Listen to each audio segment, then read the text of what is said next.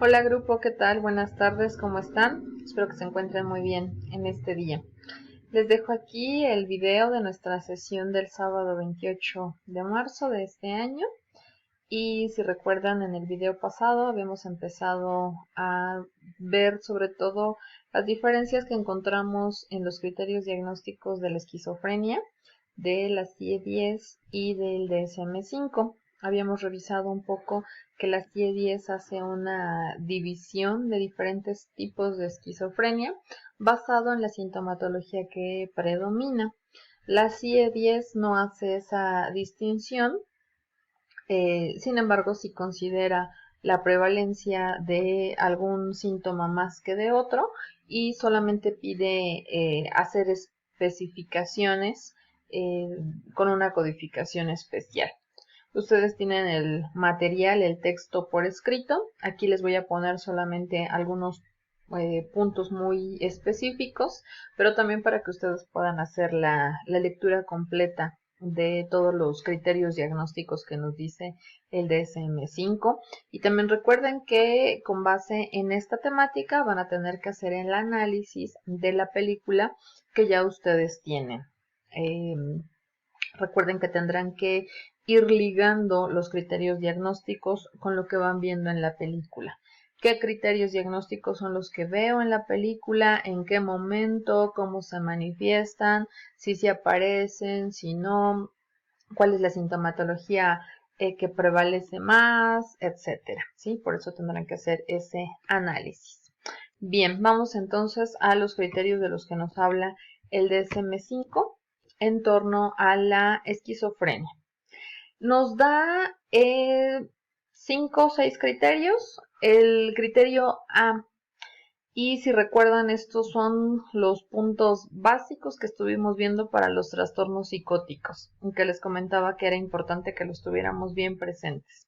Nos dice el criterio A que 2 o más de los siguientes 5 síntomas tiene que estar presente durante una parte significativa de tiempo durante un periodo de un mes o menos si se trató con éxito, y que al menos uno ha de ser el 1, el 2 o el 3. Y si recuerdan, estos ya los habíamos especificado cuando vimos los otros trastornos psicóticos, y nada más como repaso, ¿no? Comentábamos que los delirios son creencias fijas, que no son susceptibles de cambio a la luz de pruebas en su contra. ¿Recuerdan el video que vimos en clase, en delirio celotípico? En donde aun cuando se le comprobara a la persona que esas ideas que tenía respecto a la supuesta amante del esposo no eran ciertas, ella seguía fija en esa idea, ¿no? Eso va a ser un delirio. La alucinación, que es generalmente el síntoma por excelencia casi de la esquizofrenia o de los trastornos y de los trastornos psicóticos, son percepciones, recuerden, que tienen lugar sin la presencia de un estímulo externo. Esto que generalmente vemos a veces en las películas, en donde la persona asegura que está viendo a alguien o que está escuchando algo que para los demás no es visible ni audible. Mencionábamos que a través de cualquiera de los canales perceptivos pueden venir estas alucinaciones, sin embargo son más frecuentes de tipo visual o auditivo. También de tipo kinestésico, como lo veíamos también, ¿no? La persona que siente que se le suben arañas o que tiene animales por todo el cuerpo, etcétera. Entonces, y recuerden que hacíamos esa diferenciación de que una alucinación no tiene un estímulo externo que se corresponda con la alucinación que está teniendo la persona. Es decir, es algo que no existe, que no es visible para las demás personas o audible, en este caso, perceptible, dejémoslo, para las demás personas que están ahí en ese mismo espacio. Hablábamos también del pensamiento desorganizado, que evidentemente al intentar entablar un diálogo con una persona que está en una fase activa de la esquizofrenia, pues va a tener un descarrilamiento de ideas o no va a ser capaz de ligar una idea con otra, va a ser incoherente su discurso va a hacer brincos de contenido muy visibles, muy perceptibles y temáticas que no tengan relación alguna, lo cual evidentemente dificulta que se pueda tener un diálogo como tal con la persona. Que va a haber también comportamiento desorganizado, hablábamos de la catatonia, mutismo, estupor y dificultad para la actividad dirigida, y los síntomas negativos que van en función de la afectividad, una expresión emotiva disminuida, al grado de llegar a un aplanamiento afectivo. Una persona en una fase activa de la esquizofrenia puede llegar a no mostrar absolutamente ninguna emoción o ningún rasgo expresivo o comportamental que nos hable de alguna emoción presente en ese momento. Y a eso nos vamos a referir con los síntomas negativos. Entonces el criterio A nos dice que 2 o más de los siguientes síntomas tienen que estar presentes y que al menos uno de esos 2 o más síntomas tienen que ser 1, delirios o alucinaciones o discurso desorganizado. ¿De acuerdo? Entonces eso es lo que nuestro criterio A nos indica para poder hacer un diagnóstico de esquizofrenia. Criterio B dice que una parte significativa del tiempo desde el inicio del trastorno, su nivel de funcionamiento está muy por debajo del nivel alcanzado antes del inicio. ¿Recuerdan cuando veíamos este criterio muy frecuente en el DSM-5 que nos habla acerca del deterioro clínicamente significativo? Y decíamos que se refiere a una alteración en las áreas más importantes de la vida de una persona, como es trabajo, escuela, amistades, el autocuidado o cualquier otra área en la que la persona se desenvuelva. Entonces a esto hace referencia el criterio B, que su nivel de ejecución esperado en alguna de estas áreas está muy por debajo comparado con el antes de que iniciara el trastorno o la sintomatología.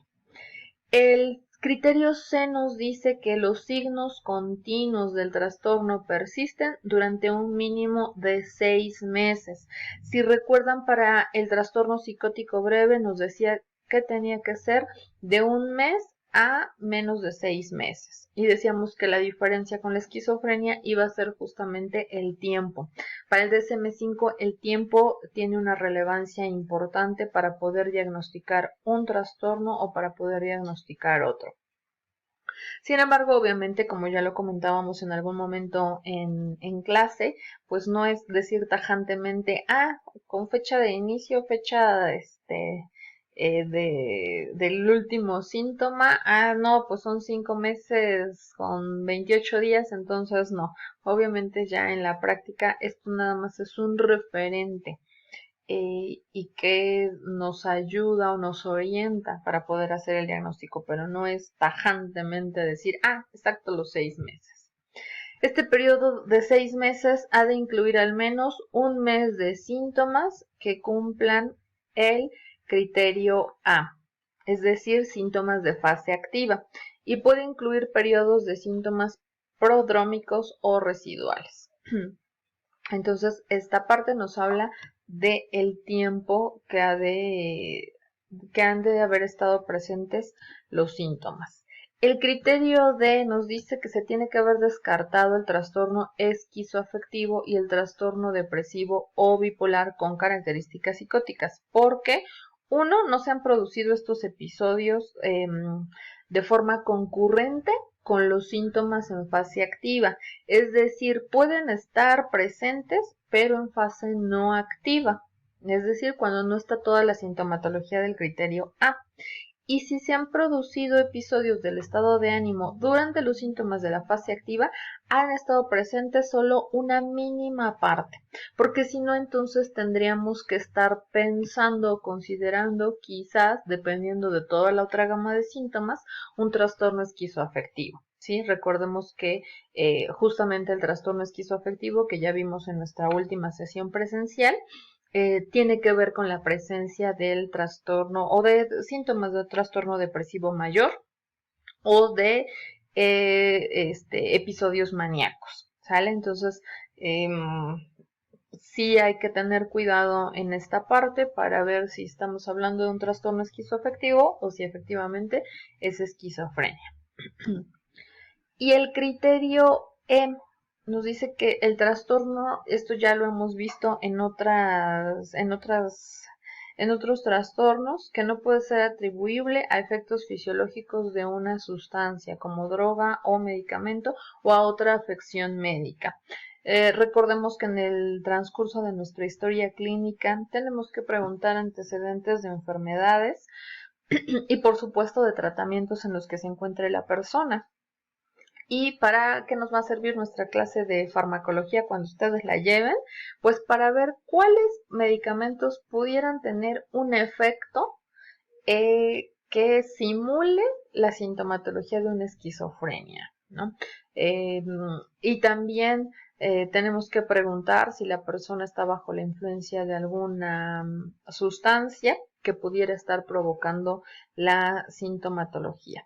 Pero también recordemos que como tal a nosotros no nos va a tocar hacer el diagnóstico, no nos va a tocar decir la última palabra para hacer el diagnóstico de una esquizofrenia. Podemos tener elementos de orientación, podemos sustentar para una canalización a psiquiatría, podemos sustentarlo, claro, en un informe que yo envíe si voy a canalizar a psiquiatría para que se haga el diagnóstico final, sí voy a poder colocar, bueno, en la historia clínica se encuentra todo esto, en las entrevistas todo esto, si hay otros informantes a quienes vamos a entrevistar, bueno, refieren esto y esto, o sea, sí puedo sustentar todo eso, pero finalmente quien terminará de hacer el diagnóstico de una esquizofrenia pues tendría que ser el especialista en psiquiatría. Sin embargo, pues tenemos que conocer todos estos elementos. El criterio F nos dice que si existen antecedentes de un trastorno del espectro autista, que también ya lo revisamos en el transcurso de nuestro cuatrimestre, o de un trastorno de la comunicación de inicio en la infancia, el diagnóstico adicional de esquizofrenia solo se hace si los delirios o alucinaciones notables, además de los otros síntomas requeridos para la esquizofrenia, también están presentes durante un mínimo de un mes. Recuerden que podemos hacer, o bueno, puede hacerse diagnóstico de más de un trastorno, sí, por supuesto. Hay trastornos que tienen una alta comorbilidad con otros trastornos, sí, eso es un hecho. Pero aquí en este caso tendrían que haber estado presentes la sintomatología del criterio A de la esquizofrenia durante mínimo de un mes y deben ser lo suficientemente graves y persistentes para que se pueda hacer ese diagnóstico adicional a un trastorno, por ejemplo, autista o de la comunicación como nos indica aquí. Recordemos la importancia de juntar todas las evidencias para poder realizar un diagnóstico y que no es una labor que se haga en una sesión o en dos. Recuerden que hemos hecho mucho hincapié en la importancia de hacer bien la integración de todo mi caso clínico para poder hacer un adecuado diagnóstico y una adecuada canalización también. Eh, Hablábamos, ¿no?, en clase de estos diagnósticos al vapor que se hacen muchas veces en las instituciones y que tenemos que tener cuidado de no caer en ese punto, ¿no? No todo caso que me diga que tiene alucinaciones ya automáticamente va a ser esquizofrenia. Hay que hacer observaciones, entrevistas, nuestra historia clínica, pruebas, etcétera, para poder llegar a hacer un diagnóstico adecuado y una canalización adecuada en este caso. Entonces, grupo, recuerden que con base en estos criterios diagnósticos tendrán ustedes que hacer su análisis de la película Nunca te prometí un jardín de rosas. Ustedes ya la tienen, también la pueden encontrar en YouTube si no tienen el video, pero yo se los pasé. Y hacer todo, así como los otros casos que estuvimos haciendo en el transcurso del cuatrimestre, de la misma manera lo tendrán que hacer con este y subirlo en la fecha correspondiente. Gracias, grupo, nos vemos en el siguiente video.